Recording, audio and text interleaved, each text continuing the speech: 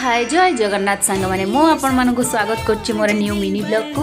तो आज चलतु मुझे कड़े जाऊँगी आपण मानक देखा मु बैंगलोर टू मुंबई बाहरी पड़ी एवं फ्लाइट रे जीवी बोली। तो मुझे बहुत एक्साइटेडमेंट रे घर बाहरी आसली तो वीडियो करने को भूली जाइए। फाइनाली मुझे आसी फ्लाइट रे बसी जाइए। मोर विंडो साइड रो सीटा थिला तो मते बहुत ही बढ़िया लगुला। तो मुझे वीडियो न बन की रही पार्लिनी।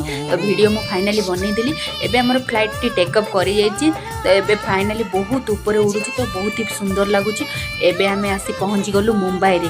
एबे फ्लाइट हमर लैंडिंग करिगला। तो एबे देखंतु केते जोर से गड़ुची फ्लाइट।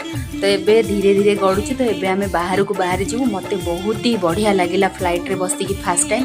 जदि आपण मानकु मोर वीडियोटी भल लागिची ताले लाइक कमेंट शेयर सब्सक्राइब करने को भूलिबेनी।